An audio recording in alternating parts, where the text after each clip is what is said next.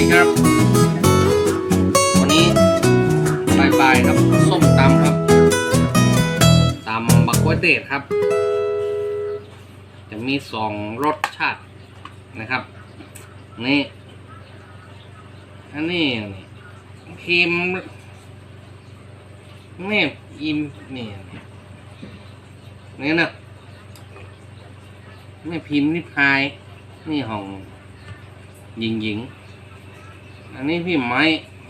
นี่เดี๋ยวแซ่บๆหน่อยเดี๋ยวค่อยเจอกันบนโต๊ะนะครับครับอุปกรณ์ก็จะมีประมาณนี้นะครับนี่ขาดไม่ได้ครับไมโครเชฟครับรสชาติแจ๋วแม่พิมพ์ครับ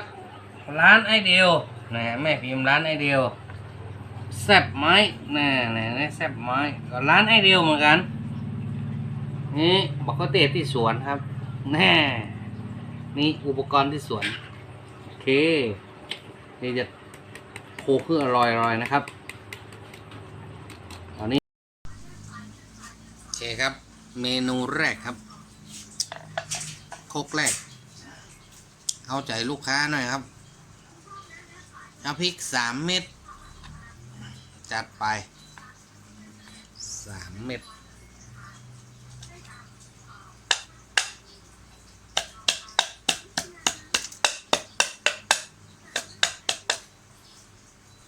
นี่กระเทียมนะครับ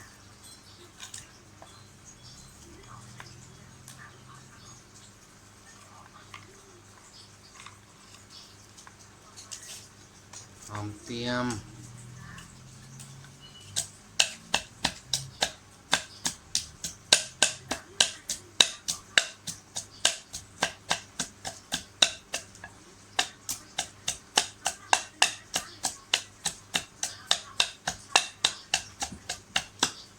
โคกก่อนโคกแล้วไปโค้งละอันนี้น้ำตาลปี๊บครับของแต้น้องเหนียวครับน้ำตาลปี๊บครับดอกเหนียวและแต้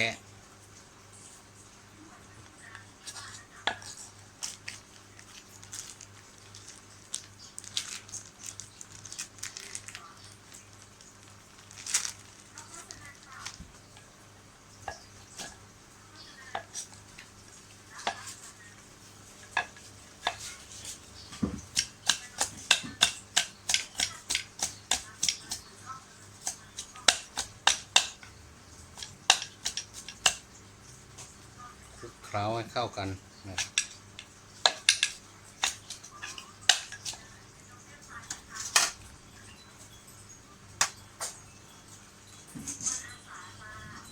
มะเขือเล็กน้อยปานกลาง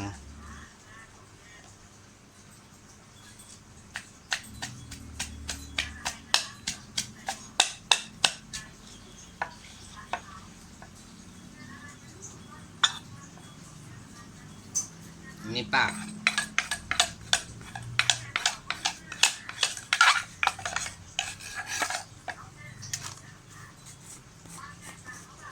ปรุงรสเล็กน้อยครับ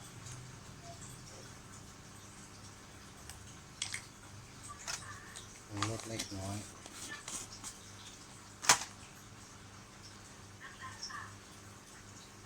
นี่เปิดขวดใหม่เลย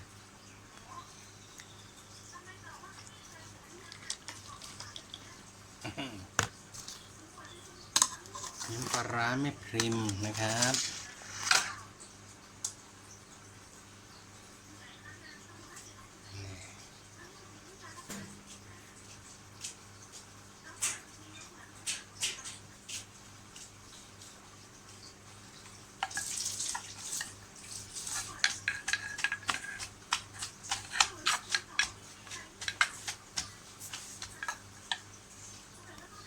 นี่นะครับร้านไอเดียวครับแม่พิมพ์ร้านไอเดียวโอ้โหนัวครับนัว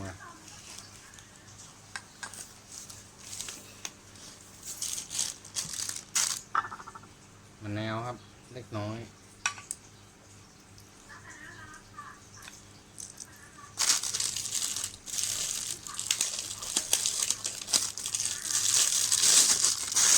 เจ้าหนึ่งผมจะชอบ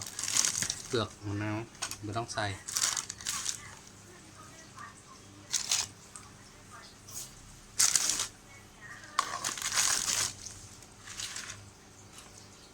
มันจะมีเสียงดังควักๆเค้ๆข้างๆหน่อยนะครับเนี่ยไม่กระเชฟกับไม่เชฟสว่หน่อยนะครับโอดเอาเนาะ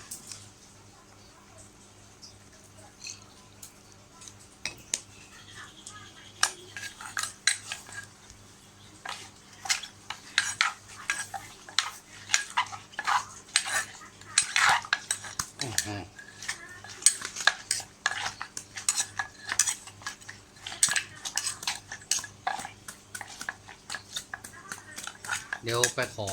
เอาเดี๋ยวต้องเปลี่ยนครกครับเดี๋ยวใช้ครกตัวใหญ่หน่อยนะครับ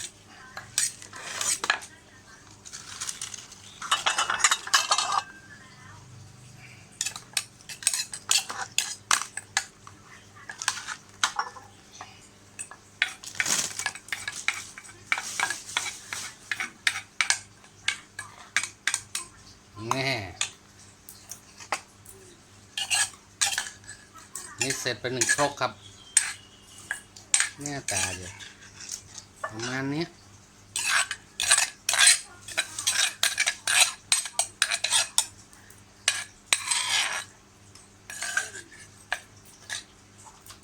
นี่ครับได้ไป1 ครกแล้วครับ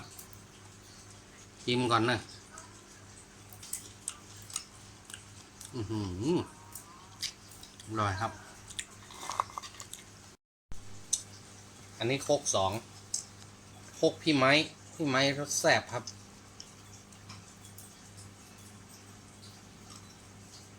โอ้นวมกันเนอะไอ้ไม้นี่ก็นวมกันนะครับนัว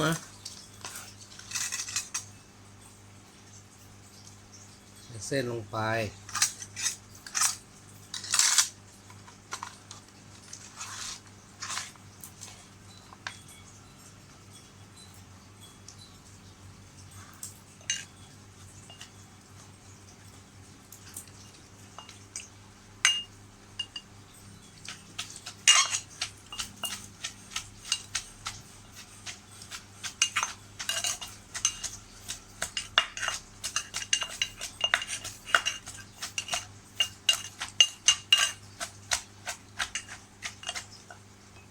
มะเขือเทศ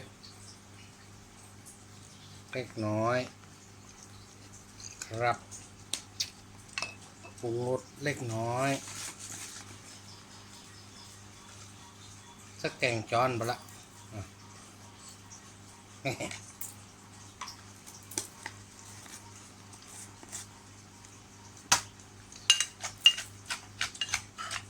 เดี๋ยวเจอบนโต๊ะอร่อยๆนะครับโอเคครับต่อไปเป็น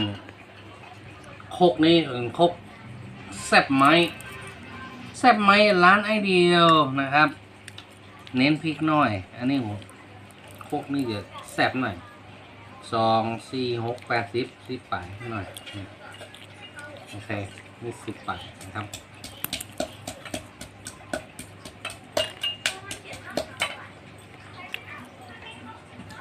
เทียมนะครับ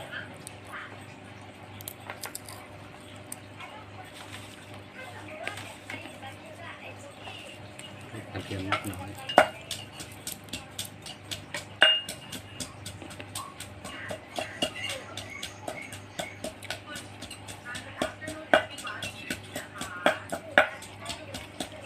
โอเคครับรับรองว่าโคกนี้แซ่บเดี๋ยวเจอบนโต๊ะครับผมโอเคครับ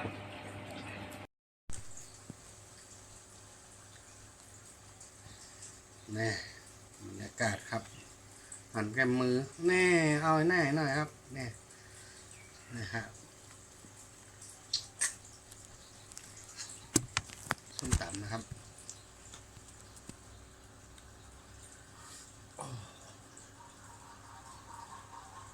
ผ็ดร้อนครับเผ็ดร้อน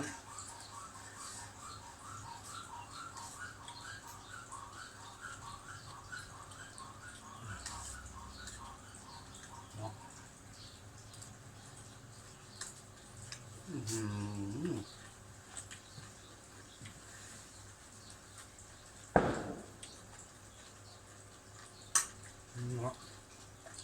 ครับต้องครับเอาเอนไซม์ล้วนๆ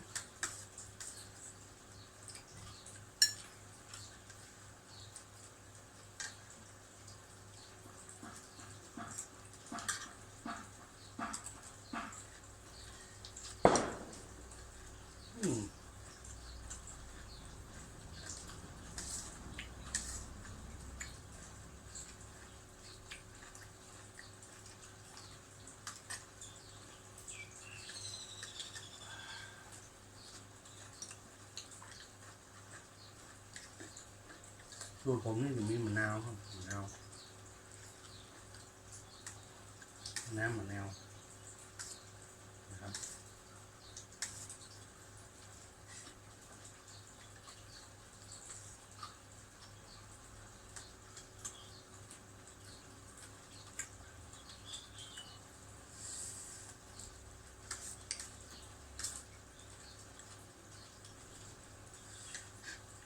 แซ่บกว่าครับครูครับ แซ่บหลายจ้า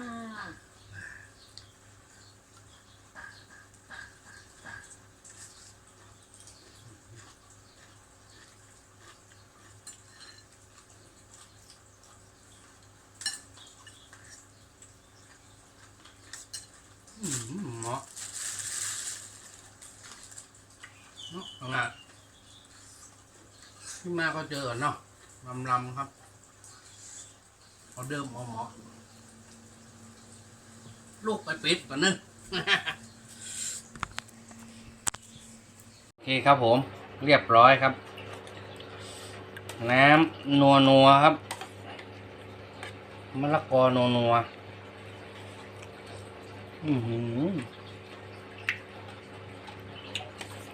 เหมาะ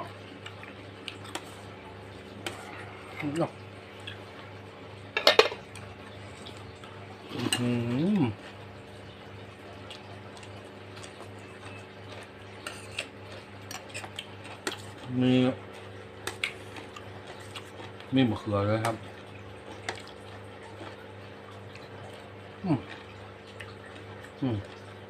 บ